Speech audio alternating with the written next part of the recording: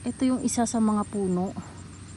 Hindi naman pala karamihan, tinukanan ng mga bird. Hi millennials! Paano nag-harvest at gaano kahirap ang ginagawa ng mga magsasaka natin? So, bakit nga ba tayo dito sa talahiban na to?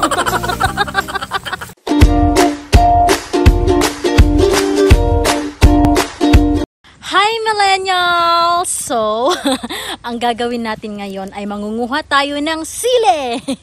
Mangunguha tayo ng sili. So, sasamahan nyo ako dahil gagawa tayo ng chili garlic oil or chili garlic sauce. Let's go! Hindi naman pala karamihan. Ito yung isa sa mga puno. Hindi naman pala karamihan, tinukanan ng mga bird.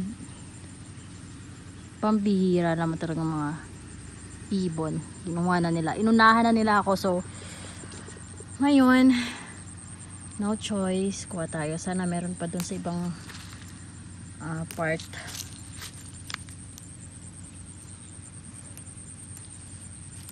Ay, tanggal.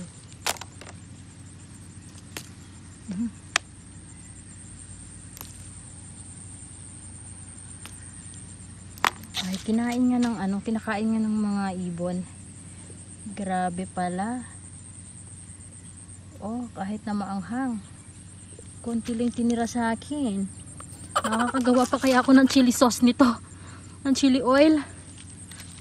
Tingnan natin. Sa ibang mga puno. Ito pa lang eh. Paano tayo makakagawa? Let's go.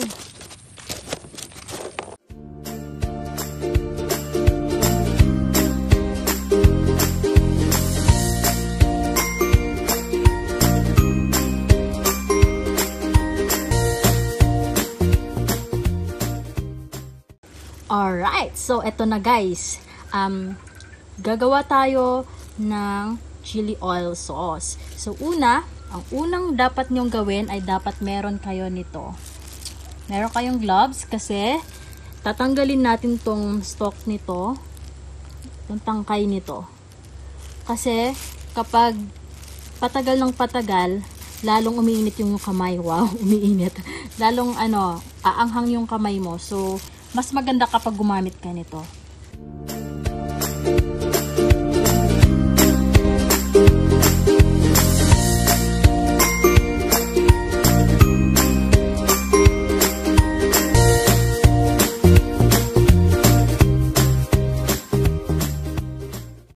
So, pagkatapos tanggalan ng tangkay, guys, isa-slice lang natin siya ng maliliit.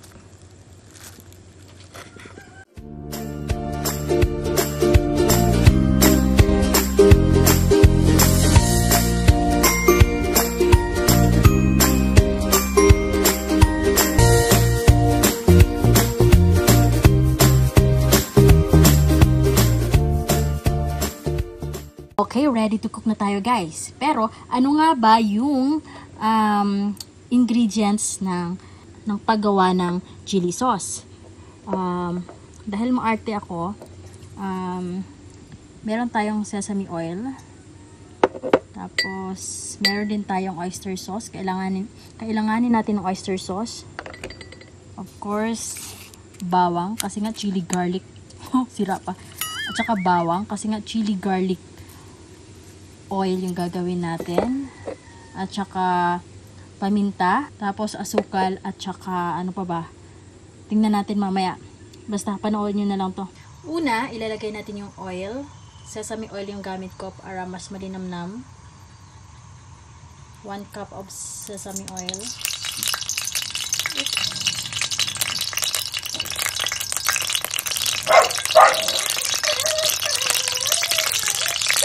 I-stir lang natin ito hanggang sa mag-brown or magiging crunchy siya, ganon. So, ayan, golden brown na siya. Parang nasobrahan ko yata sa pagiging golden brown ito. Parang nasunog. Siling labuyo. Aray, aray ko po. Kaloka na yung pala. Aray, bakit nang aano eh. Parang mas marami pa yung bawang ko kaysa sa sili. Nangyari.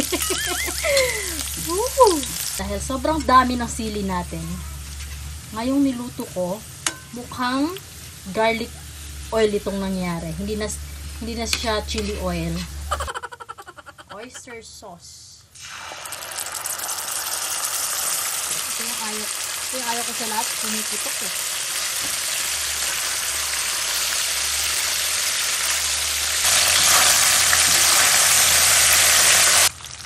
Paminta. Tapos, lagyan natin ng suka. Sisip na naman. Asukal. Ayan. Meron na tayong chili garlic oil.